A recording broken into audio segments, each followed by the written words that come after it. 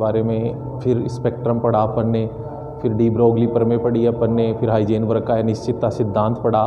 तो इस प्रकार से अपन ने लगभग आधा पोर्शन इस चैप्टर का कंप्लीट कर लिया। नेक्स्ट अब अपने पास जो टॉपिक है, सबसे इम्पोर्टेंट टॉपिक जेट और आईसीआर के लिए, या जेट आईसीआर, या मैं सभी कहूँ सभी जितनी भी कम्पिटिटिव एग्ज़ाम है, जितने भी कम्पिटिटिव एग्ज़ाम है केमिस्ट्री में, अगर सिलेबस में क्वांटम नंबर मेंशन है तो मैक्सिमम केसेज में वहाँ पे ये क्वेश्चन ज़रूर आता है। इसलिए मैं इस क्वांटम नंबर पे पहले लिख देता हूँ jet 2K20, jet 2K20, jet 2020 में कन्फर्म इससे क्वेश्चन आएगा। बहुत सारे क्वेश्चन भी अपन डिस्कस करेंगे, पिछले ईयर्स के क्वेश्चन भी, प्रीवियस ईयर के भी क्वेश्चन अपन डिस्कस करेंगे। तो अब मैं आपको बात करें अपन क्वांटम संख्याएं, क्वांटम संख्याएं क्या होती है। तो देखो बेटा, क्वांटम संख्याएं, अब अपने को बता दिया था कि परमाणु में नाभिक होता है, उसमें प्रोटॉन होता है, न्यूट्रॉन होते हैं, वो धनावेशित होता है, और उसके चारों ओर इलेक्ट्रॉन चक्कर लगाते रहते हैं, और वो ऋणावेशित होते हैं, जो एक दूसरे से पॉजिटिव नेगेटिव आपस में अट्रैक्शन से अटैचमेंट रहता है सर्कुलर पाथ में। ये सारा बता दिया गया था। लेकिन एग्जैक्ट कि इलेक्ट्रॉन परमाणु में होता कहाँ है, एग्जैक्ट परमाणु में इलेक्ट्रॉन होता कहाँ है, परमाणु में इलेक्ट्रॉन रहता कहाँ है, उसका स्थान कहाँ है, इस चीज़ का निर्धारण करने के लिए जिस का उपयोग किया गया उन्हें कहते हैं आप क्वांटम संख्याएं। क्वांटम संख्याओं का उपयोग इसी के लिए किया जाता है कि परमाणु में इलेक्ट्रॉन कहाँ है। जैसे अगर मैं कह दूं कि मैं जयपुर रहता हूं, तो ये मेरा कोई एग्जैक्ट एड्रेस नहीं है, एग्जैक्ट पता नहीं है कि जयपुर क्यों, क्योंकि जयपुर में बहुत सारे ब्लॉक्स हैं, बहुत सारे एरियाज हैं। अब फिर जयपुर में कोई एरिया का स्पेशल एरिया होगा, उस स्पेशल एरिया का भी कोई पोर्शन होगा, और पोर्शन में भी कोई हाउस नंबर होगा, तो वो मेरा एग्जैक्ट पता होगा।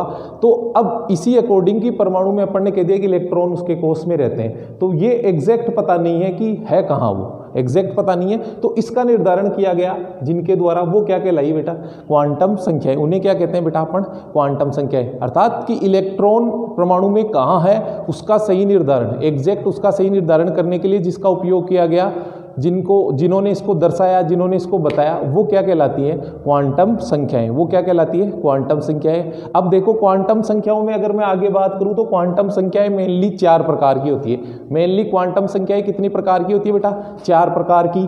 मुख्य क्वांटम संख्या, प्रिंसिपल क्वांटम नंबर, दूसरा होता है द्विगंशी क्वांटम संख्या, और तीसरा होता है चुंबकीय क्वांटम संख्या, और चौथा होता है आपके चक्रण क्वांटम संख्या। मुख्य क्वांटम संख्या इसे n द्वारा प्रदर्शित किया जाता है, द्विगंशी क्वांटम संख्या इसे l द्वारा प्रदर्शित किया जाता है, फिर चुंबकीय क्वांटम संख्या को m के द्वारा प्रदर्शित किया जाता है, फिर इसके बाद में आता है चक्रण क्वांटम संख्या। और ये चक्रण क्वांटम संख्या जो आपको स्पिन क्वांटम नंबर जिसे अपन कहते हैं, वो इलेक्ट्रॉन के स्पिन क्वांटम नंबर, इलेक्ट्रॉन के चक्रण के लिए जिम्मेदार जो क्वांटम संख्या होती है उसे क्या कहते हैं आप, स्पिन क्वांटम नंबर। इस प्रकार से ये जो 4 प्रकार की संख्या है। अब फर्स्ट ऑफ ऑल अपन पढ़ेंगे सबसे पहले मुख्य क्वांटम संख्या। मुख्य क्वांटम संख्या, मैंने फिर बता रहा हूं आपको, मुख्य क्वांटम संख्या को n द्वारा प्रदर्शित किया जाता है, स्मॉल n के द्वारा इसको प्रदर्शित किया जाता है।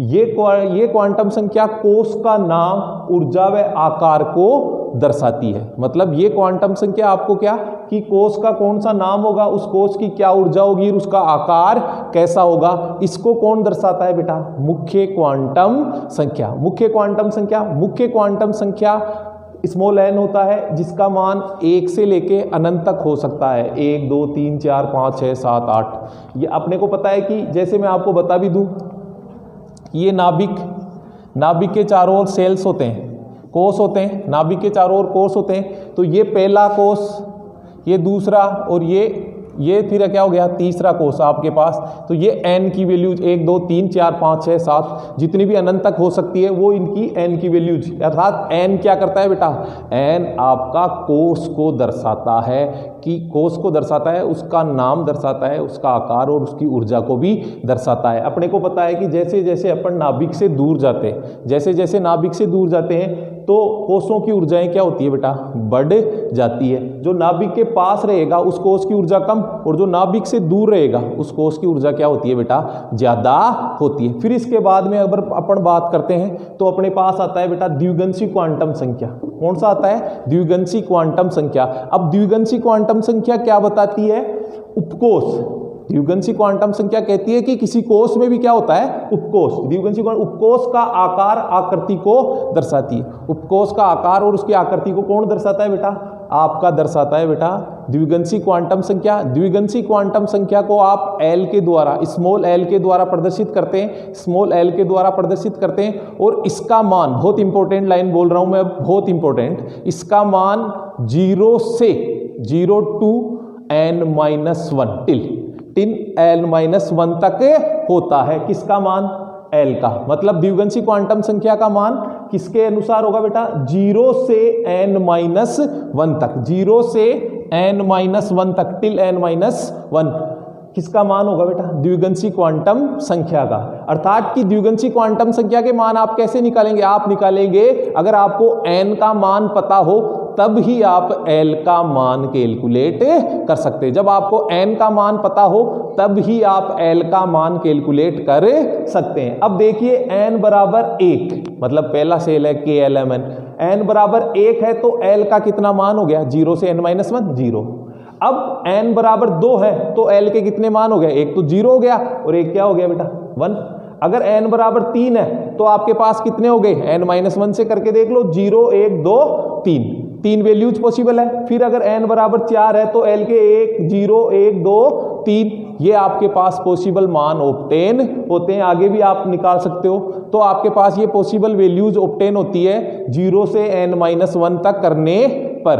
आप n का मान पता हो तो आप L का मान कैलकुलेट करता है। n कोष को और L किसको दर्शाता है बेटा, उपकोष को।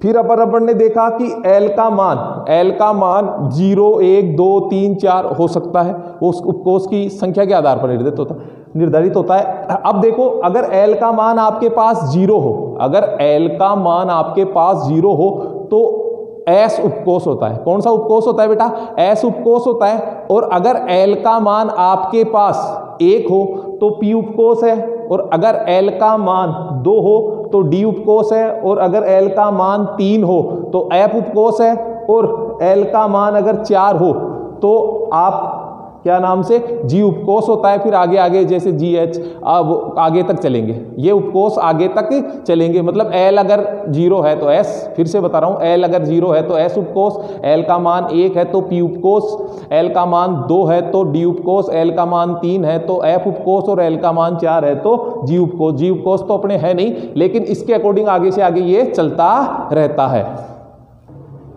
अब इसी में आपके पास एक मैंने कक्षीय कोणीय संवेग का फॉर्मूला लिख रखा है।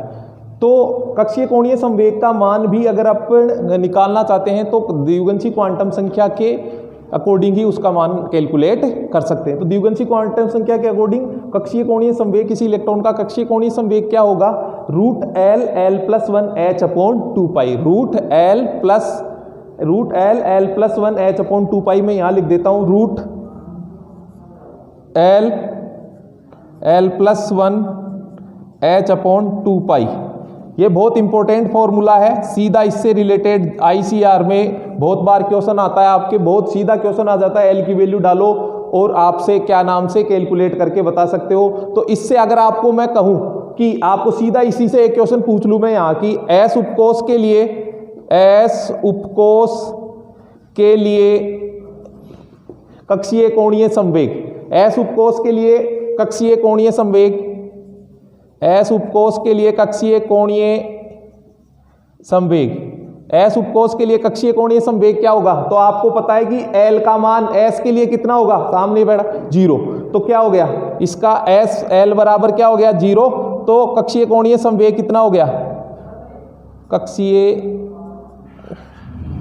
कोणीय संवेग कितना हो गया बेटा जी 0, क्योंकि आपको पता है 0 पुट करेंगे तो आपकी सारी वैल्यूज क्या हो जाएंगी 0 हो जाएगी, सारी वैल्यूज क्या हो जाएगी बेटा 0 हो जाएगी। तो इसके लिए कक्षीय कोणीय संवेग का मान क्या आएगा 0 आएगा। कक्षीय कोणीय संवेग का मान क्या आएगा बेटा 0, किसके लिए S उपकोष के लिए कक्षीय कोणीय संवेग का मान आपके पास 0 आएगा।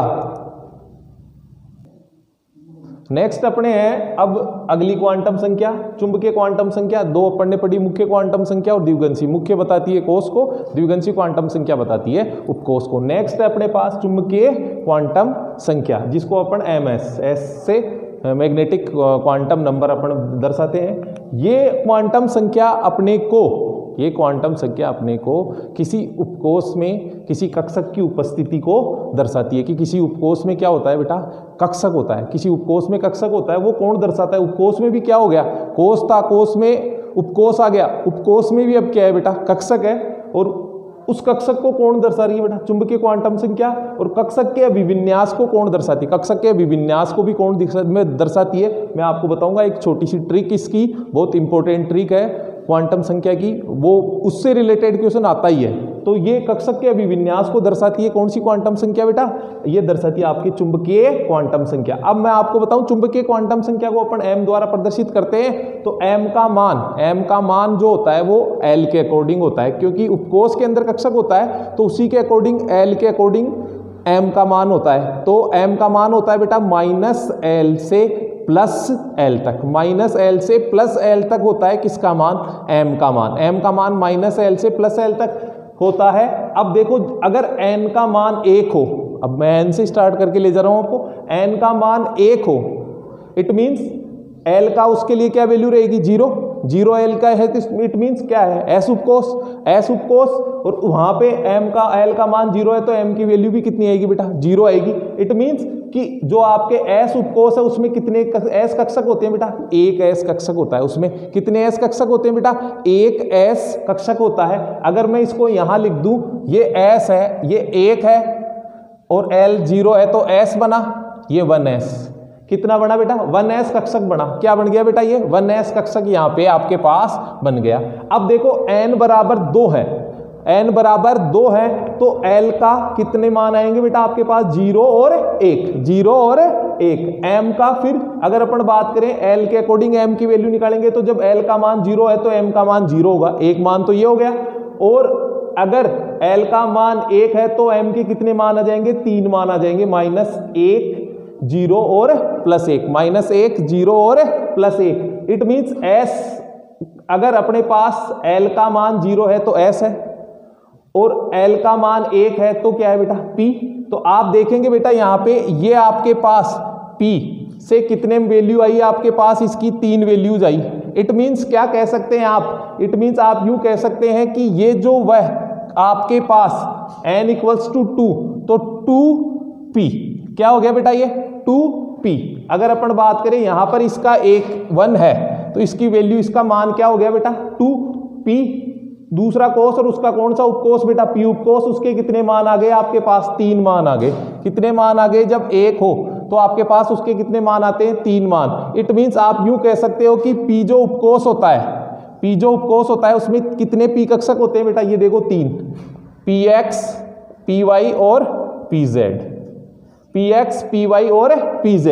फिर इसके बाद अगर अपन आगे चले, n बराबर 3 है, तो क्या क्या मान आएंगे आपके, एक तो आपके मान आएगा बेटा 0, एक मान आएगा 1 और एक मान आएगा 2। अब 0 तो s उपकोष हो गया, 1 हो गया तो p उपकोष, अब 2 हो गया तो इसका मतलब क्या हो गया बेटा, 2 से अगर अपन बात करें तो आपके पास हो गया d उपकोष। क्या हो गया, ये d उपकोष हो गया आपके पास, d उपकोष हो गया। अब d उपकोष मतलब 2 मान है, तो इसके l का मान 2 है, तो m के कितने मान आएंगे, 5 मान कैलकुलेट करेंगे, -2 -1 0 +1 और +2, ये 5 मान आ गए। इट मीन्स आप क्या कह सकते हो, 2 है, तो ये कौन सा d उपकोष हो गया। तो d उपकोष में कितने कक्षक हो गए, 5 d कक्षक हो गए। कितने हो गए बेटा, d उपकोष में 5 d कक्षक हो गए। d उपकोष में कितने कक्षक हो गए, 5 d कक्षक हो गए। अब मैं आगे इसके बारे में आपको बताऊं, अगर n बराबर क्या है बेटा, n बराबर आपके पास 4 है, तो आप कहेंगे कि सर l की वैल्यूज हो गई 0 1 2 और 3। ये वैल्यू आ गई आपके पास, 0 से n-1 तक होती है l का मान। अब आपके पास इससे अगर अपन m का मान निकालेंगे, इस l से m का मान निकालोगे, तो इसके लिए तो क्या हो गया 0, इसके लिए कितने हो गए, -1 0 और +1, ये 3 मान आ गए। इसके लिए कितने हो गए m के मान, इसके लिए m के मान हो गए बेटा -2 -1 0 +1 और +2 5 मान हो गए। अब 3 n 4 हो तो l के ये 4 मान आएंगे 0 1 2 3। अब 3 हो तो 3 के लिए l के मान l 3 के लिए m के कितने मान आएंगे बेटा? -3 -2 -1 0 +1 +2 और +3। अब आपको पता है कि ये s को, ये p को, ये d को और ये किसको दर्शाएगा? फिर f उपकोष को। किसको दर्शाएगा बेटा? f उपकोष को। तो आपको देखने पर मिल रहा है, आपको देखने पर मिल रहा है कि f जो उपकोष होता है, f जो उपकोष होता है उसमें कितने 7 f कक्षक, कितने बेटा? 7 f कक्षक पाए जाते हैं। मतलब कितने? 7 कक्षक। कितने होते हैं? 7 कक्षक होते हैं।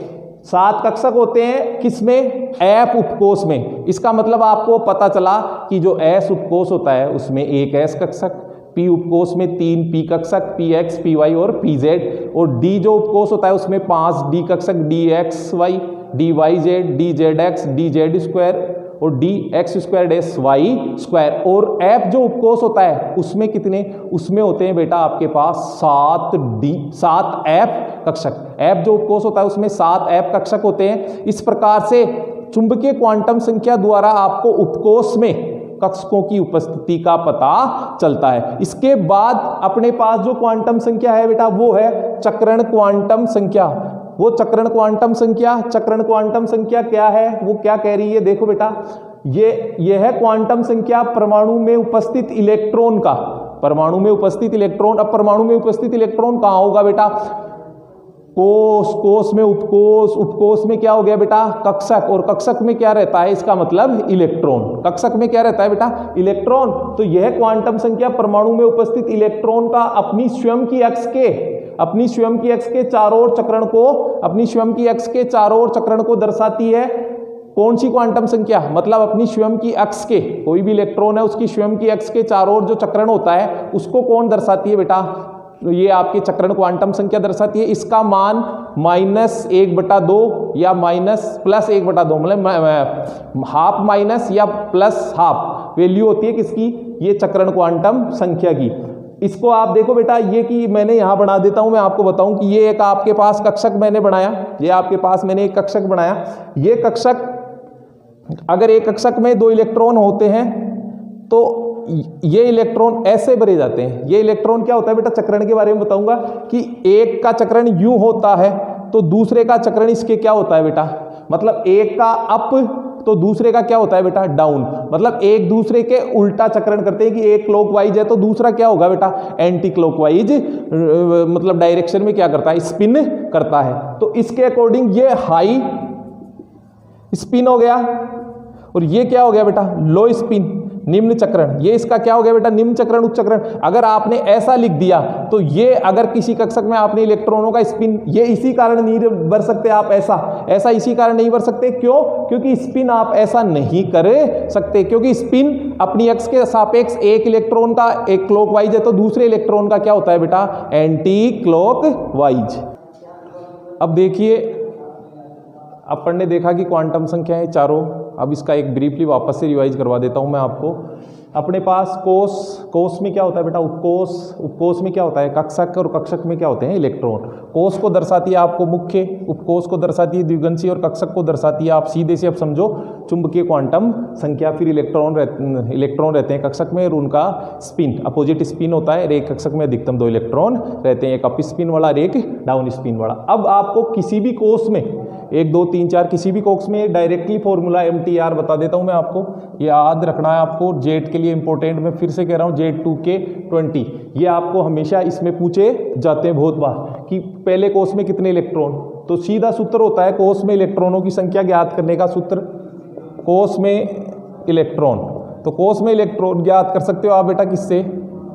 2n स्क्वायर से। किससे ज्ञात कर सकते हो? 2n स्क्वायर के। किसी कोष में कितने इलेक्ट्रॉन होते हैं तो वो 2n स्क्वायर से आप ज्ञात कर सकते हो। n का मतलब 1 2 3 4 कोषों की संख्या। जैसे पहले कोष में 2 गए, दूसरे कोष में 2n, n का स्क्वायर 4, 2 का स्क्वायर 4, 2 दूनी 8 हो गए। इस प्रकार से आपको किसी कोष में अगर कक्षकों की संख्या निकालनी है, तो वो होता है बेटा n स्क्वायर। वो क्या होता है बेटा? n स्क्वायर की। पहले कोष में कितने कक्षक? 1 का स्क्वायर 1, दूसरे कोष में कितने कक्षक, 2 का स्क्वायर 4, तो इसका मतलब दूसरे कोष में कितने कक्षक हो गए 4, एक तो 2s और 2p, एक तो 2s उपकोष हो गया और एक 2p उपकोष हो गया।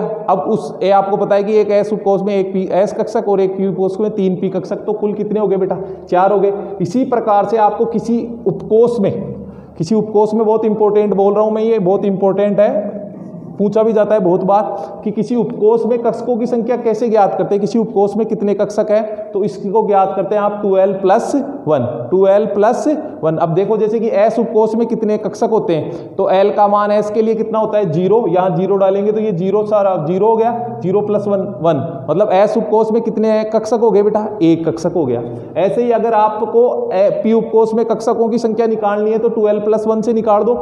l के लिए कितना मान हो गया, p के लिए l का मान 1, तो 2 गुणा 1 + 1 तो 2 और 1 3, 3 हो गए px py और pz, ऐसे ही 5 हो जाएंगे d के लिए और 7 हो जाएंगे f उपकोष के लिए। अब आपको किसी उपकोष में इलेक्ट्रॉनों की संख्या ज्ञात करनी है तो उसके लिए क्या होगा, फिर इसको आप क्या कर देंगे 2 से मल्टीप्लाई, क्योंकि एक कक्षक में कितने होते हैं बेटा 2 इलेक्ट्रॉन, तो कक्षकों की संख्या ये है, इसको 2 से गुणा कर देंगे तो 4l + 2, इसके द्वारा आप इलेक्ट्रॉनों की संख्या भी किसी उपकोष में ज्ञात कर सकते हो। इसके बाद अपने को पता चला कि अपने उपकोष कितने होते हैं बेटा 4, s उपकोष, p उपकोष और d और f उपकोष।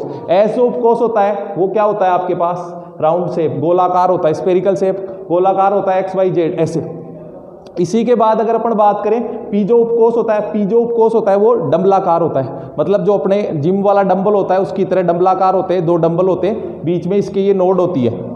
अगर अपन बात करें ये नोड होती है यहाँ पे, और यहाँ पे ऊपर पाली, लोब्स जिन्हें कहते हैं, ऊपर नीचे 2 पालियाँ होती है, दोनों में एक एक इलेक्ट्रॉन होते हैं, चक्रण दोनों का क्या होता है डिफरेंट चक्रण होता है।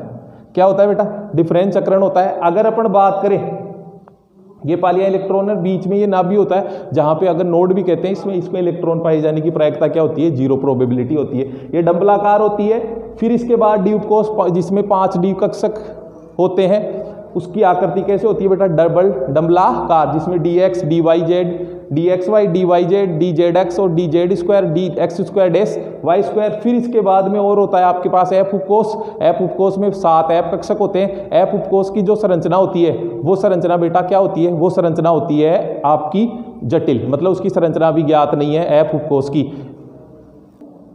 अब देखो आगे एक इंपॉर्टेंट ट्रिक बता रहा हूं मैं आपको, ये बहुत बार जेट ICR में सीधा क्वेश्चन आ जाता है कि मुख्य क्वांटम संख्या, द्विगंशी क्वांटम संख्या और चक्रण क्वांटम संख्या निम्न को दर्शाती है। तो इसमें आपको सीधा इसको ध्यान रखना है, ये आकार को, ये आकृति को, और ये किसको दर्शाती है अभिविन्यास को। तो NLM ऐसे याद रखो, NLM आकार, आकृति और अभिविन्यास। मैंने आगे लिख दिया J2K20 MTR। ये सीधा क्वेश्चन आता है, आकार, आकृति और अभिविन्यास। आकार को N, आकृति को L और अभिविन्यास को, ओरिएंटेशन को कौन दर्शाता है बेटा चुंबकीय क्वांटम संख्या। अब अपन इससे रिलेटेड कुछ क्वेश्चन आपके सामने मैं बता रहा हूँ।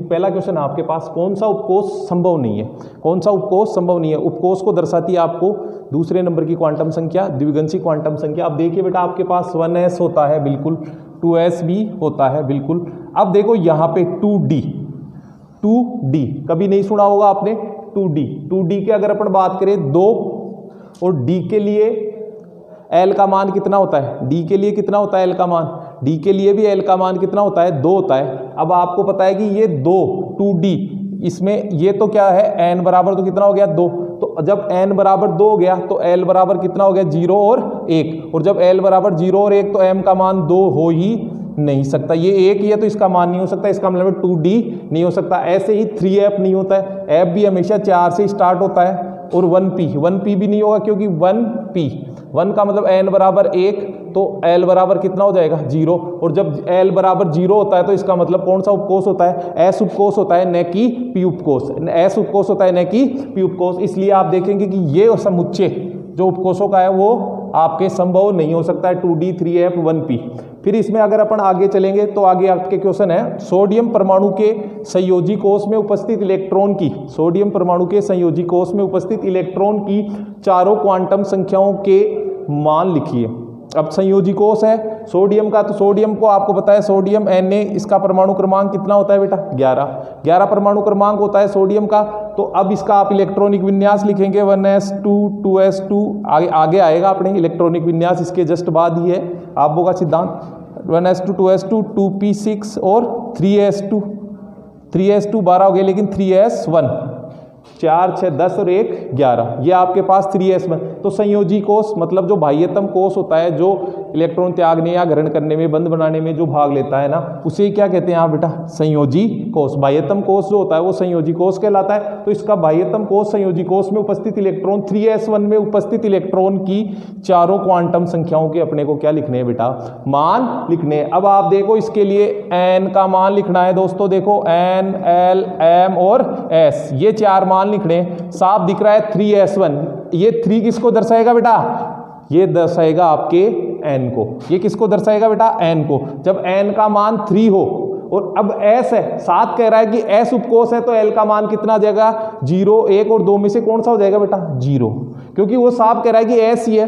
अब जब s का n का मान 3 और l का मान 0, l का मान 0 मतलब s उपकोष है, और जब 0 हो गया तो m का मान भी कितना हो गया बेटा? 0। अब आपके पास उसमें एक इलेक्ट्रॉन है, तो आप इसका चक्रण या तो प्लस का 1/2 लिख सकते हो या माइनस का 1/2, मतलब हाफ माइनस या हाफ प्लस लिख सकते हो। तो इस प्रकार से ऐसा क्वेश्चन कभी भी आए तो उसके मतलब कि किसी के संयोजी कोष में, अब वो किसी का भी पूछ सकता है, परमाणु क्रमांक दे सकता है, तत्व का नाम दे के पूछ सकता है, कुछ भी आपको पूछ सकता है। तो इस प्रकार आप उसकी चारों क्वांटम संख्याएं लिखेंगे। नेक्स्ट अगर अपन बात करें, अगला क्वेश्चन है अपने पास, निम्न में से उचित समुच्चय को छांटिए। उचित समुच्चय को छांटिए कि कौन सा सही है इनमें से। अब देखेंगे, देखो बेटा कि n बराबर 4, तो l बराबर 4 और m बराबर -3, s बराबर 1/2। नहीं, ये कभी नहीं हो सकता कि n का मान 4 तो l का मान 4 नहीं हो सकता, क्योंकि l का मान तो कितना होता है बेटा? l का मान होता है 0 से n-1, तो माइनस होगा तो कम आएगा, ये कभी भी नहीं हो सकता। अब देखो n बराबर 3 तो l बराबर 2 बिल्कुल हो सकता है। अब l बराबर 2 तो m बराबर 3, ये भी कभी नहीं हो सकता, ये कभी नहीं हो सकता। नेक्स्ट देखो बेटा, n बराबर 4, l बराबर 3 और m बराबर, ये भी यहाँ इसने चेंज कर दिया, तो ये भी नहीं हो सकता। नेक्स्ट आपके पास है n बराबर 4, तो n बराबर 4, l बराबर 3 बिल्कुल हो सकता है। n 4 हो तो l के कितने मान होंगे? 3। एक l के भी 4 ही मान होंगे, 0 1 2 3। और l का मान 3 है तो m के भी कितने मान हो सकते हैं? -3, -2, -1, +1, +2, +3 और 0, ये मान होंगे +1/2। इसका मतलब ये समुच्चय जो आपके सामने दिया गया है वो सही है, मतलब ये एक्यूरेट समुच्चय है, जो किसी भी किसी एक इलेक्ट्रॉन के लिए क्वांटम संख्याओं का समुच्चय हो सकता है। तो इस प्रकार से ये अपने आज क्वांटम संख्या थी। इसी में मैं अभी आपको एक और बता देता हूँ।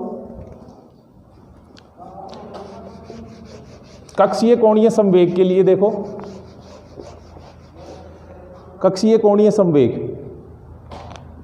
कक्षीय कोणीय संवेग, तो मैंने बताया था आपको कक्षीय कोणीय संवेग के लिए √L, l+1 h/2π, या उसको h भी कह सकते हैं। तो अब अगर कहें पीक उपकोष के लिए कक्षीय कोणीय संवेग, तो पी के लिए L का कितना मान हो गया बेटा? कितना हो गया? 1 हो गया, 1 हो गया। P के लिए L बराबर कितना हो गया बेटा? 1 हो गया, तो वहाँ 1 डालेंगे अपन, 1 + 1 h/2π, तो ये 2 को 2 √h/2π, इसको और भी सिंपल करेंगे, दो रूट तो कैंसिल हो जाएगा, तो ये क्या हो जाएगा आपके पास? h/2√π। तो ये क्या आ गया? ये आ गया पी उपकोष के लिए, ये आ गया आपके पास पी उपकोष के लिए कक्षीय कोणीय संवेग। तो ये थी दोस्तों आज अपने क्वांटम संख्या की क्लास। बहुत ही इंपॉर्टेंट क्लास है जेट के अकॉर्डिंग। इससे रिलेटेड मैं आपको कह देता हूँ, इस टॉपिक से रिलेटेड आपके जेट में कन्फर्म मान के चलो एक क्वेश्चन आएगा। इस वीडियो को पूरा देखें, बार बार देखें, कहीं नहीं समझ में आता है तो आप मेरे को कमेंट बॉक्स में कमेंट करके या मेरे व्हाट्सएप पे मतलब कमेंट डाल के मेरे व्हाट्सएप से संपर्क करके आप मेरे से सीधा जुड़ सकते हैं। और जो भी आपकी कोई क्वेरी है तो आप मेरे से डिस्कस कर सकते हैं। चैनल को सब्सक्राइब कीजिए, लाइक कीजिए, बेल आइकन बटन दबाइए और ज़्यादा से ज़्यादा इसको शेयर कीजिए और आपके दोस्तों के पास भी शेयर कीजिए। जय हिंद।